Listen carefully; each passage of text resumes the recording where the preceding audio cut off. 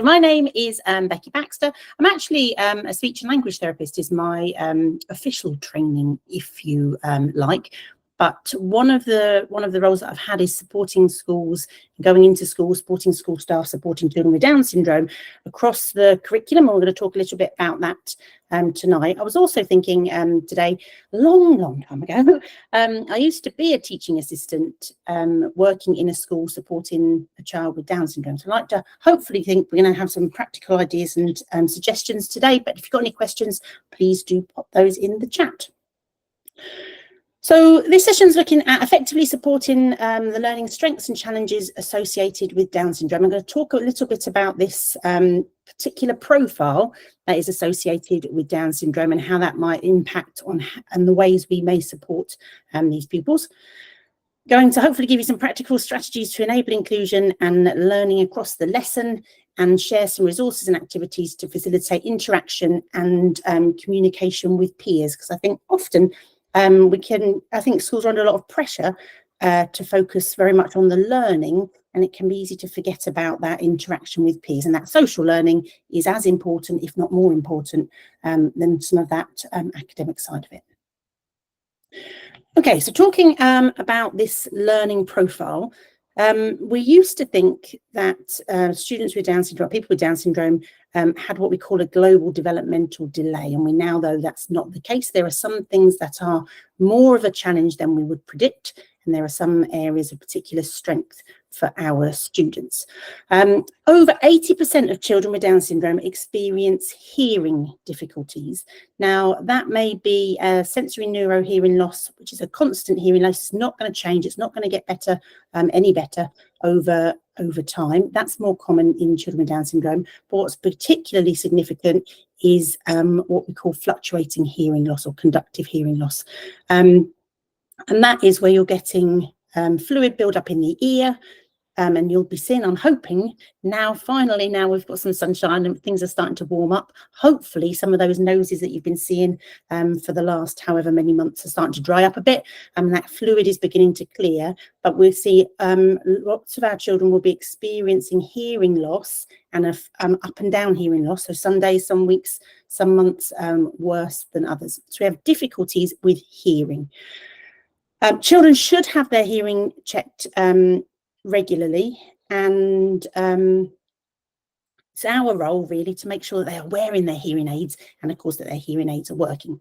But in addition to those hearing difficulties, we have difficulties with verbal short-term memory, and that is remembering what you've heard. So our children have difficulties hearing that information in the first place. They have difficulties remembering that information, holding on to it, and they have difficulties processing that information.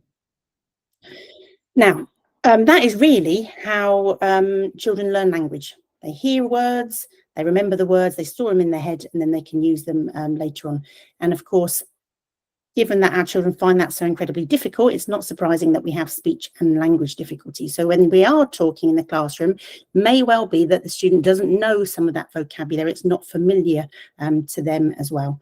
So the big message is that learning from listening is one of the biggest challenges for pupils with Down syndrome. Even if they sit as still as they possibly can and try and listen and remember and process that information as much as they possibly can, it is impossible, really. And if you think about particularly input times of the lesson, incredibly challenging for our students. On the flip side, though, visual short-term memory is a relative strength. So our pupils are much, much better at remembering what they have seen. Now, we do have, again, a high incidence of visual difficulties. So children with Down syndrome may well be diagnosed and be wearing glasses. Again, back to us to ensure that they're wearing them and they're clean. But even if your child, the child that you're supporting doesn't have glasses, we have these general difficulties with focus, and we see everything then in kind of like a soft focus. So things aren't as clear for students with Down syndrome as they are for other students in the classroom. Now, I said about getting your vision, your hearing checked, and your vision should be checked regularly. And in that vision report, there should be some information about the child's difficulties, where's best in terms of presenting information, and also what kind of size font that the children should be using. Children can read smaller than that, but it will be putting a strain on their visual system, and it will lead to what we call visual fatigue, which might be your eyes being a bit sore, a bit tired, maybe getting a headache, and our children are not very good at being able to tell us when they're struggling. The other thing, so it's important that we make sure that we're making the most of those visuals, because we know we're better at looking. But in addition to providing that visual support, students with Down syndrome tend to have very good imitation skills, which means they are learning from looking, and doing is the best way to teach our students. So thinking about how we're going to, how the day is going to work, how the class, the lesson is going to run. The first thing, of course, is thinking about input. Now, classrooms are way more visual now than they were, than they have been historically. But we still present quite a lot of verbal information to the students as we move through school. That input gets longer and more detailed, typically. What we want to avoid is if we're supporting a pupil with Down syndrome in the classroom, we want to avoid talking when the teacher is talking. Our students are having huge difficulties following what the teacher is saying. They certainly won't be able to follow what two people are saying at the same time.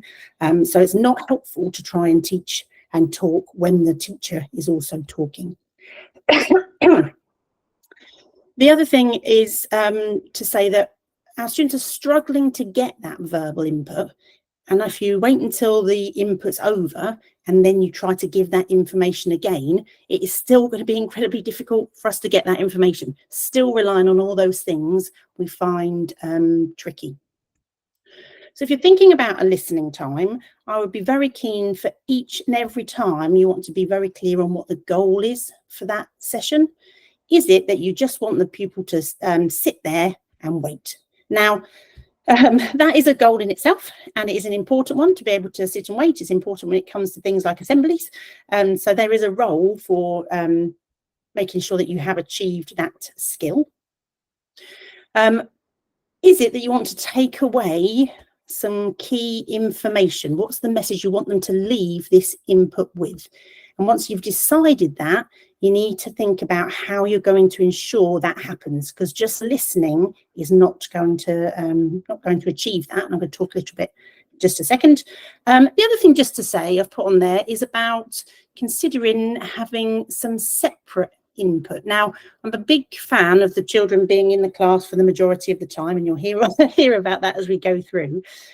But often what happens is that the students so sitting for input time, they're included in input time because they're just sat there, even though they're not necessarily getting much information from the session. And then they go off, and then they have to go and work with the adult because they didn't get the information to know what it is that they've got to do. And actually, if we had given them the input so they could access it, then when we're off to do the activity, the students know what they're doing, they've practiced it, they've seen it, you've modelled it for them, and they're ready to go. So it's always important, I think, to think about what is the goal of this listening time and how am I going to make sure that I've achieved it. Things that you can do, have a second copy of the information. So if the teacher's got a book, you might have an extra copy of the book to look through. It could be a textbook, could be a storybook, whatever it is. I've got it in there for me to look through as well. Look at the pictures, read the text if I'm a reader.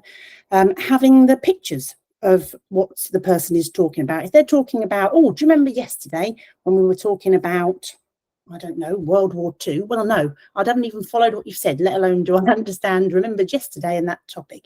What I need is those pictures in front of me that we had yesterday to help me remember. Having the objects there, if we're talking about shapes, I'm going to have my 3D shapes ready to go, to pull out, to feel, to see, to hold whilst I'm hearing that information.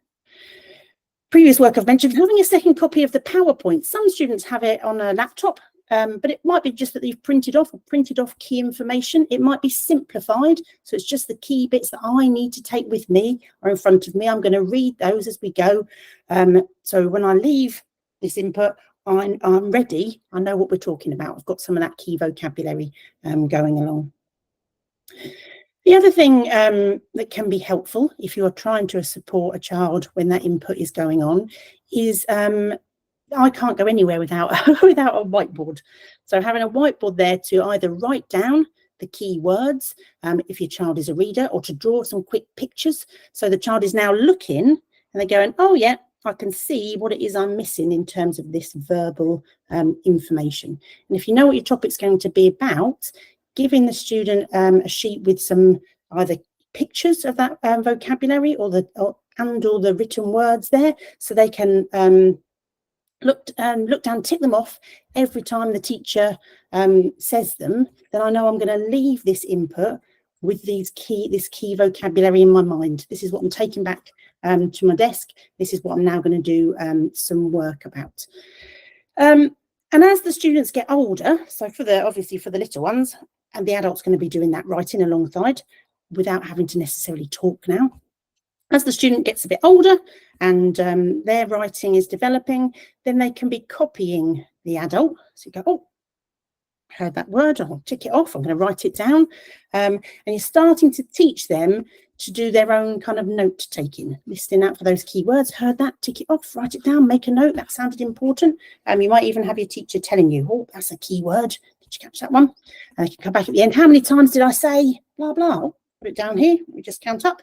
So they're really supporting them visually to key into some of that important input information. Once we've done the input, then we're kind of off to do the task, off to do the activity. Said about much better at learning from looking. What it would be great to be doing as a TA is to model the activity. So you're actually going to have a copy of the worksheet or the questions or the text or whatever it is. This is mine, and I'm going to show you what it is that you want them to do. Because then, of course, I've got to remember what they've heard, process what they've heard. They can see you breaking it down into those small achievable steps. The other thing I just wanted to say is you also then have your version and they have their version. And that's really important, that the work is the child's. I know that they may have had some adult support, but I don't want to see adults colouring or adults.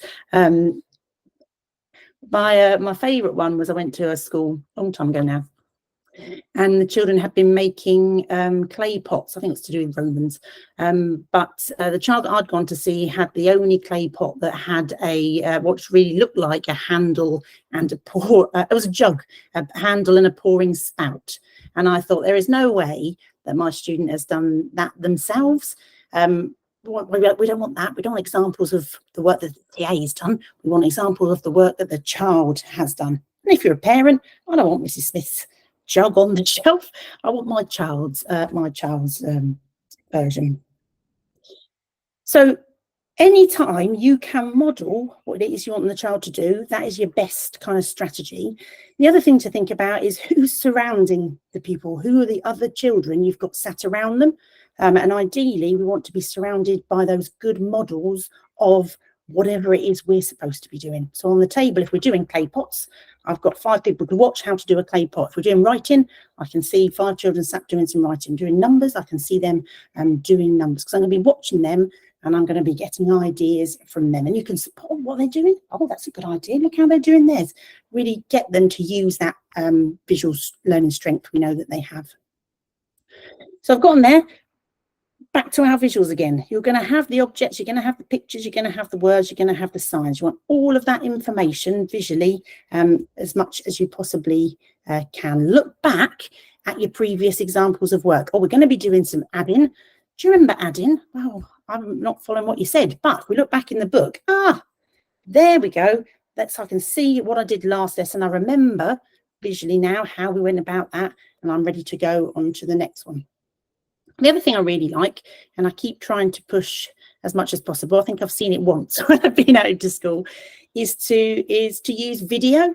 So you video the pupil doing the thing you want them to do. So it might be all videoing myself doing my add-in, and come back and look at how I do it. That's my visual input. Brilliant. I know exactly what it is that I've got to do, and I can start and then ready to go.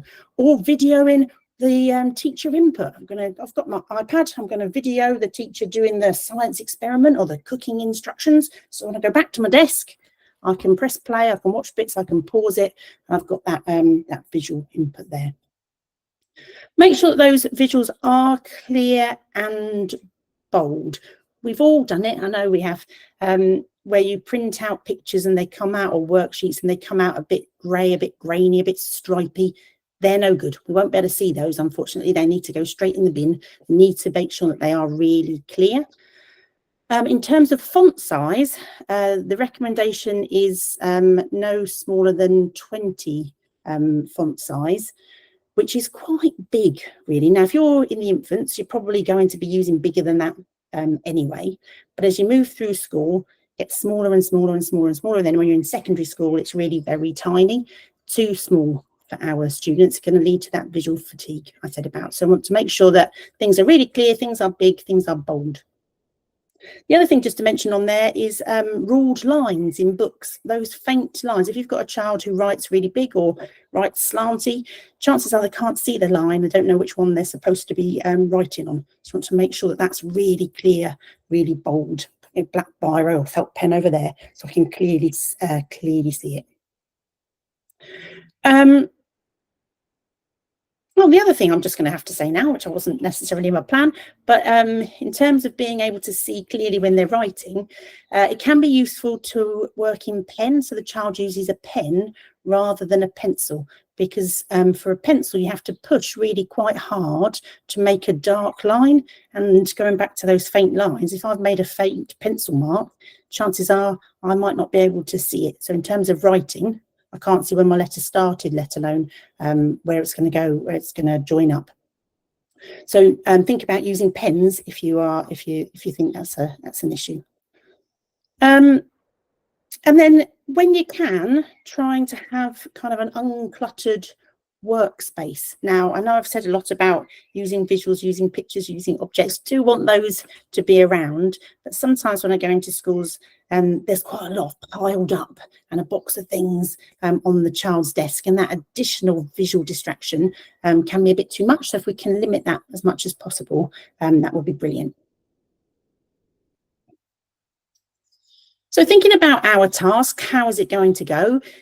Is the child able to set themselves up? Can they, if they're in the younger group, are they able to, when the teacher's given the instruction, get up from the carpet, know where they're going over to their desk, finding the right book, getting a clean page, getting the right equipment out?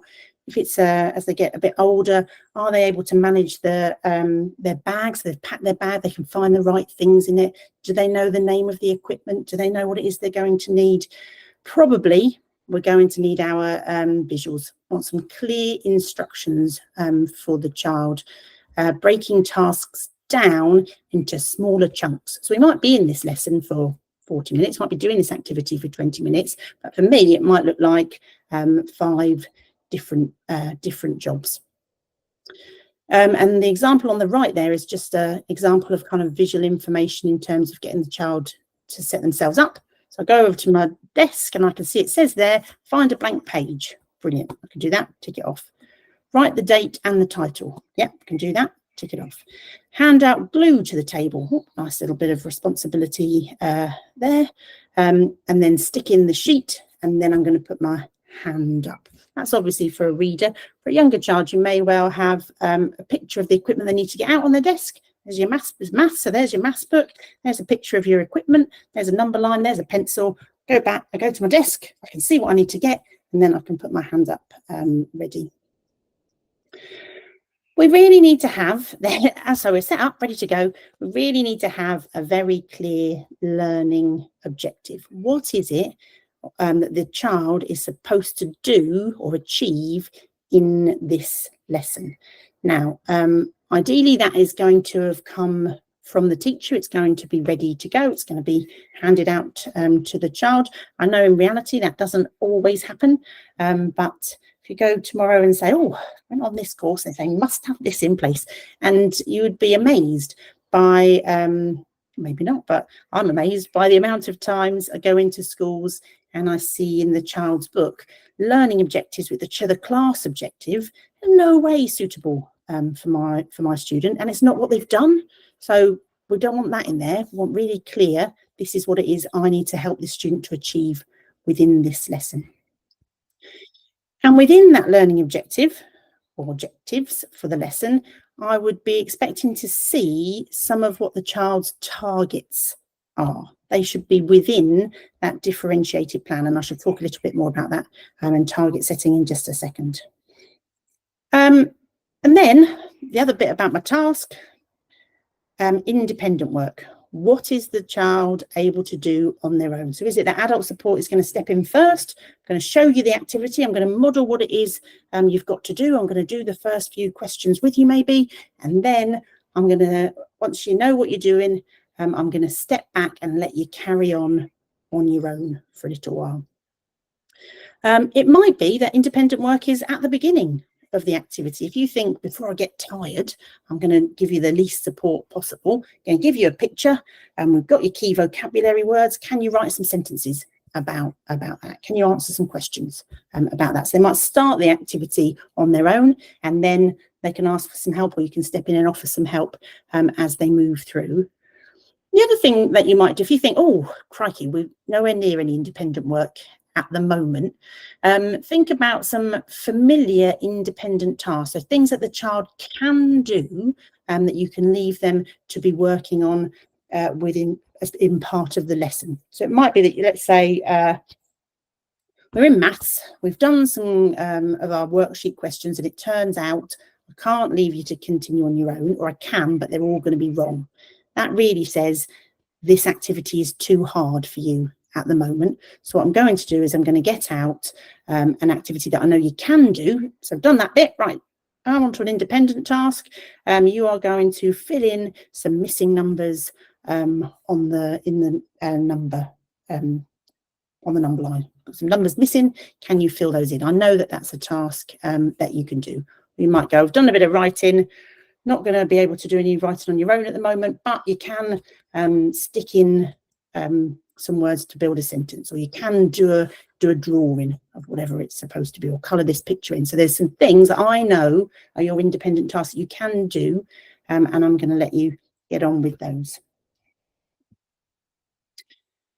And then once we've done that activity, we come kind of back to the review, to feedback. It's going to be very much similar sorts of supports to the input, that how am I going to listen out for this key information? How am I going to then join in? Having something visual to share, so I'm going to read out my sentence, or I can answer my questions, or show whatever it is I've been working on, is obviously going to be helpful. So I'm coming back with a visual of my own. Teacher can ask me, I can come up and show them, or read it out. Or it might be you think, I know what the review is going to be about, I know what some of the questions are, they've already been told by the teacher, so I'm going to be ready with that answer. That's the one we focused on out of the 5 questions. We've done number 4.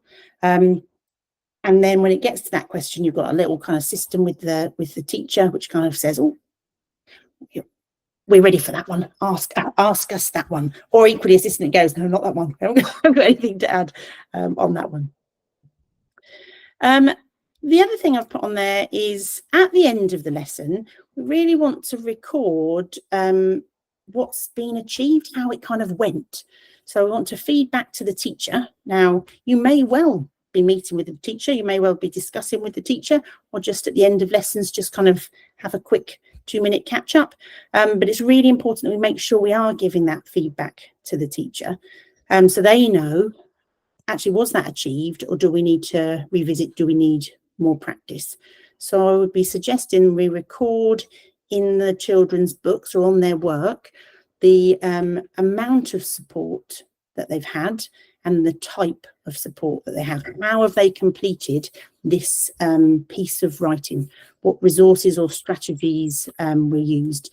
And sometimes when you look in the children's books, you see no spelling mistakes, you see great punctuation, and I think, oh, not sure that you've written that by yourself, but it doesn't say anything on there about have you had any help?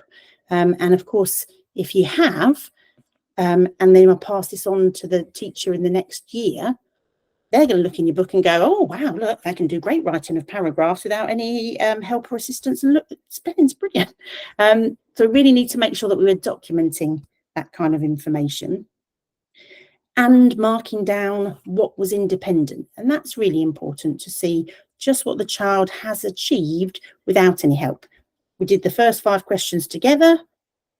I gave support in terms of prompting and what do you need to do next? What do you need to get now? What do you need to do? And then I left them to do the next 5 and we can see were they able to achieve them or were they not? That's important for us to go back to then next time. Oh, and then I just lost my train of thought then. The other thing I was going to say is that what we don't want to do is end up at the end of the lesson having to write half a paragraph about what support's been given. I'll be keen for you to come up with a little code that just says I, that bit was independent, or copywritten I, so we can see which bits have been supported and how have they done it. I'll end up with a numerical, whatever it might be. So that's kind of how the lesson might look, how you might try and support the student in the different parts of the lesson. This was just a kind of, as I was going through, thinking about what other practical ideas would be useful within the classroom. Firstly, where the child is positioned. I'm a big fan, particularly after half term, it's a bit early yet, nobody will tell me just yet, of going in on visits and saying, right, which who have we got next term? Let's go and have a look at the classroom. Let's choose our seat. Now's a good time to get in early. And we really want the child at the front where they can clearly see the teacher and what is being presented. I often think that near the front and off to the side is quite a good one, because then you've got this adult who's going to be stepping in and stepping out, who's going to be getting in the way if you're not careful. So often at the front is really, really useful. And then, of course, they can see clearly what the teacher is showing, one thing that's been held up, but also they can see the teacher's face more clearly. They can see this important information about the words and about what's being said, which is going to be useful. I would avoid workstations altogether. And when I go into on a visit, I want to see the child sat alongside their peers. My favourite visits are where I arrive and I can't see where they are, and they're just lost in there with everybody else. Everybody works better or produces more when they're sat on their own without any distraction working one-to-one. But that's not what school's about. School's about being in there and learning to work alongside your peers, having that bit of interaction with each other, learning to drown out those kind of distractions. I would really like to avoid an adult chair. So sorry, adults, you don't get to, you can bring your chair over and sit down, but you don't have a place at the desk. So often schools are set up, aren't they? So you have desks of kind of 6, you know, 2, a 2 and a 2. I want to see as 2 children, 2 children, 2 children, not my child and the adult, because then we've got a bit of a barrier into how we're going to be interacting with our peers. So definitely next to a friend. And then thinking about partner small group work, obviously that's going to be with their friends. I have seen talking partners be an adult, which always is a little bit frustrating. I really want them to be that's their chance then to be interacting with your peers. Remember those good models. Who's going to be great at supporting and scaffolding this speech? Who can ask the questions? Who can come up with the ideas? Who's going to know to say, oh, what can you see in this picture? There's our visual supports.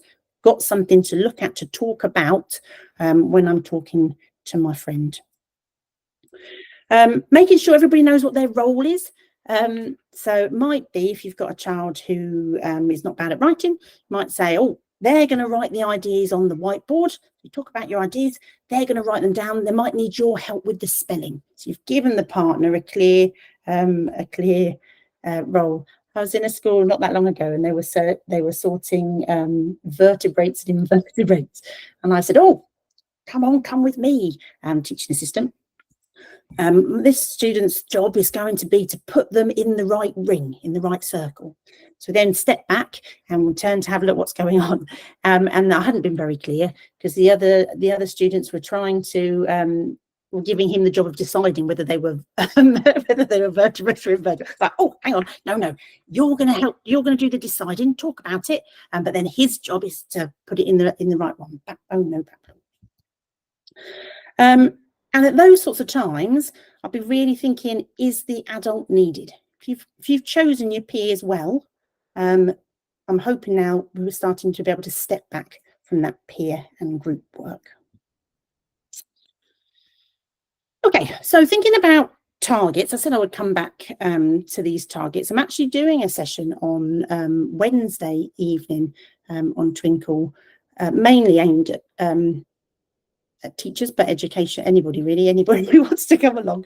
But thinking about this target setting, it's really important to have clear targets.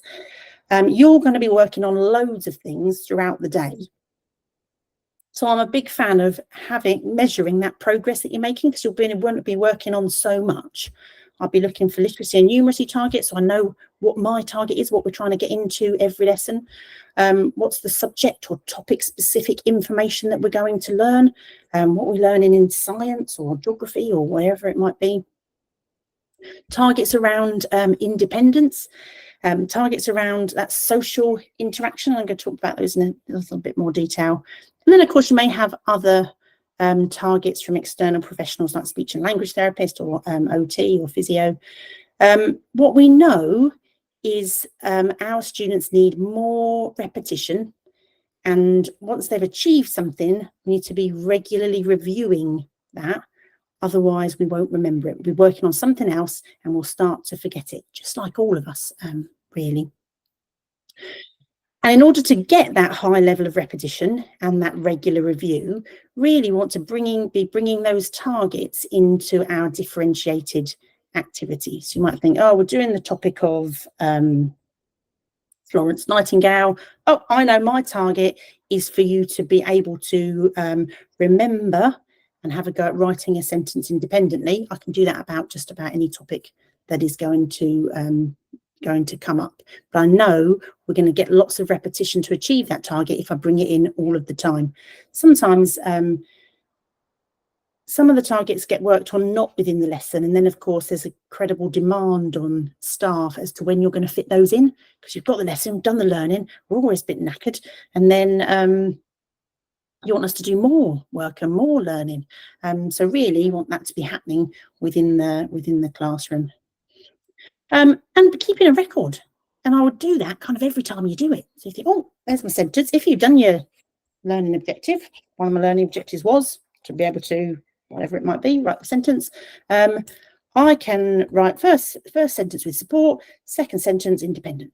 I can see that progress towards those targets within the books. But it's not something that's going to be targeted in there. Let's say it's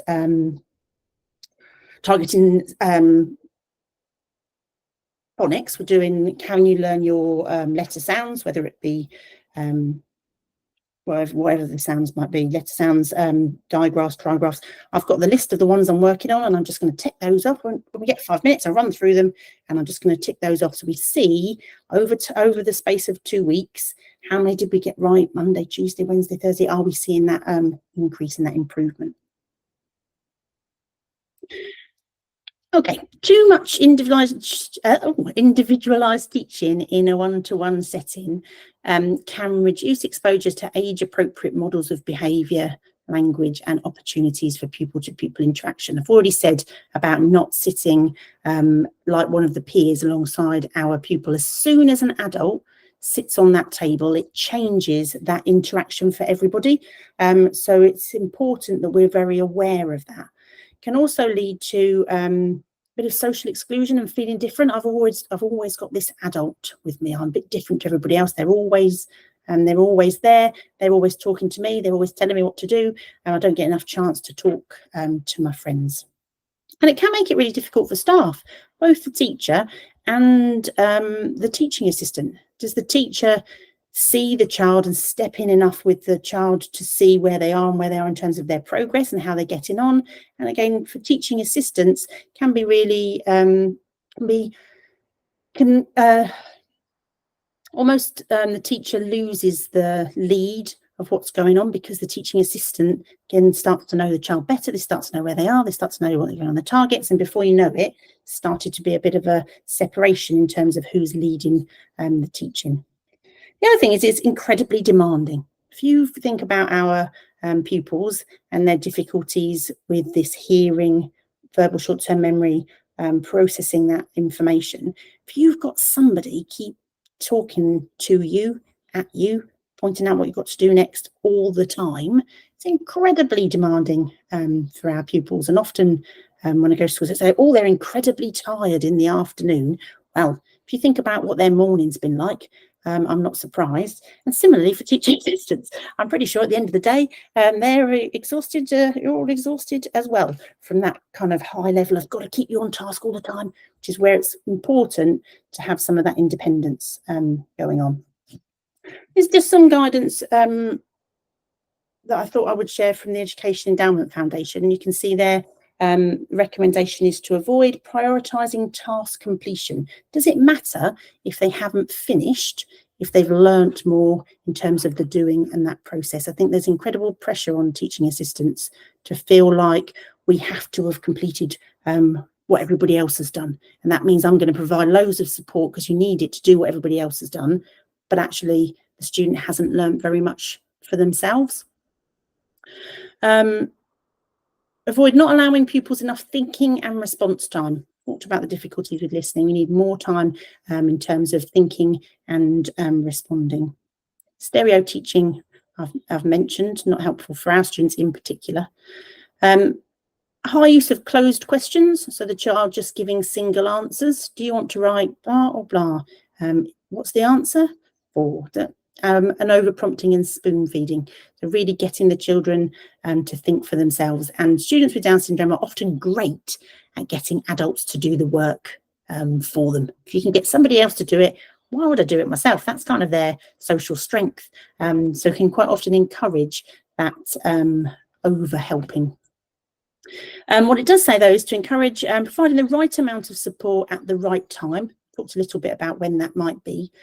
Pupils taking risks with their learning, having those errors, having those mistakes, because that shows us really where they are in terms of their achievement of their learning. Use of open-ended questions. Tell me all about. What's your thoughts about? Those word webs are great for supporting those. Pupils retaining responsibility for their learning. That is your work. That is your task. And giving the least amount of help first to support the pupil's ownership of the task. Really, it needs to be the child who's taking that kind of that lead. So things like strategies for supporting independence, having really clear independent tasks, and that may well be those soft tasks that I mentioned, those colouring. You can see somebody there's doing a dot to dot. Doesn't always have to be, you've got to be learning new information, you've got to be learning new, because I can't take you that. Nobody can take all that information in at that level. Having responsibilities. What is my job? How do I help out others? Can I give out some of the books? Can I do I have a particular job that's useful for the teacher? Can I take notes? Maybe. But thinking about how I can engage with others. If I'm giving things out, you're saying, here you go. And they say, oh, thanks very much. And you have that little bit of interaction that's going, which is important. Having the list of jobs, equipment we talked about, and having written instructions for those readers, having it written down or picture format would really support that independence, particularly of routines that come up over and over again. And there's an example of a job list. On the left, there's actually from a reception child. I need my book bag, coat, lunchbox. That's what you've got to get at home time. You've got to go and get those things for yourself. I'm going to teach you how to do that. I have some support to start with, but my target's going to be, at the end of the day, I can get myself ready for home time. And then the one on the right there, I think it was a year 4. What do I need to do? Read the text, answer the questions, match keywords to definitions, put your hand up when you're done. If I forget, if I get distracted, I can come back. Where am I? Oh, yeah, that's what I'm doing. On with the next one. The key role is to facilitate social inclusion. I said right at the beginning, it's not all just about that academics. It's about making sure that we are able to interact with our friends, that we have friends, and that we are able to communicate, and we're able to manage getting around big school sites as we get older, being there on time, managing our own things. So think about time for observation. So when you are stepping back and giving some independence, really pay attention to what's going on, both in the classroom, but also at less structured times like lunch times and play times, to make sure that we are fully included, that we are out there and we are accessing those opportunities for social and communication time with our peers. Other children and pupils are going to be influenced by adults' attitude and behaviour. Really, that's thinking about that kind of mothering. Often, well, when I go into school, I might say, "Oh, what do they like doing that on their own? Let's step back, come with me, let's have a look, see what happens." Before we've even got to the other side of the classroom and turned round, 4 other children have stepped in to help because they thought, "Oh, I've seen you always helping. Now you're not here. I'm going to have to do that job as well." And actually, I'm quite often saying, "Oh no, do that by ourselves. Thank you very much." "Oh, thanks." Where's your pencil? 5 pencils come flying across the table. Oh, no. Want them to do it for themselves. So I might need to educate the other children and pupils what to look at. Might need some whole class school input. I'm not saying it will for definite, but if you've got something that you think, "Oh, that's a bit of an issue with others," I can think of an example in primary school where we had a child in the infants, and the year 6s thought that they were being helpful at break time, taking the child, going over, looking after the child, taking them by the hand and leading them off and entertaining them. And actually what they were doing was messing up hide and seek, because the other children were hiding and waiting for our child to come find them, or our child was hiding, and they came along and took them out of their hiding place and led them away from the game. And that's when we had to go and do some education about the older students. And I was going to give a secondary school example, and it's gone completely out of my head. About supporting that kind of making sure that everybody knows what's the expectation, and that our student is going to be independent, because quite often they will try to helpfully step in and they're not being all that helpful at all. So in doing that observation, think about looking at independence. What activities can the child do on their own, and for how long? Because that might suggest a target, developing some of those activities and extending that amount of time. And what do they do when they're finished, or they need help? Do they put their hand up? Quite often we're so quick to be there. We know the children so well that those opportunities don't even come up. I'm not going to say more about that. And then also thinking about observing that communication. When you step back and you just watch, how is the pupil interacting with the others on their table, on their desk? What's working well? Might be, "Oh yeah, look, that worked really well. They're showing them their work. Brilliant. That's fantastic." What opportunities are missed? So are there times that you think, "Oh, I can see the child looking over. I can see they want to join in, but they're not able to." Are there any strategies that may negatively impact friendships? So are they doing things that are going to annoy the other children? Like, "I'm going to write on your work because that means you're going to talk to me." Or I play a game with you where I'm waiting outside the classroom and I pretend to take your bag, and you turn around and say, "Hey, ha, ha, ha." And I've learned that. And I'm going to do that every time I went outside the classroom, because that's the strategy that worked well the first time, and that's going to get annoying. And think about what the child or pupil could be saying in those situations. What's the communication need there? Majority of children with Down syndrome have a social strength and want to interact with others. They're really keen to be part of that interaction. But of course, they have difficulties with speech and expressive language, which means we don't necessarily have the talking skills to be able to get ourselves involved and to continue those kind of conversations going on. So we require communication supports. I'd say that's true for all the students I've ever worked with. And it might be pictures. You can bring in pictures of my news, pictures of the latest Marvel film or characters from there that I can just show other people that's going to support that going along. Again, objects, I might bring in a game or some joke cards to talk about at break time. Conversation diaries, I've got a book. To start with, it'll have photographs in it and simple sentences that say, at the weekend, I blah, blah, blah, I went swimming, depending on the language of the child. And then for my secondary students, I'd be keen for them to have a diary where they just note in there things that they do.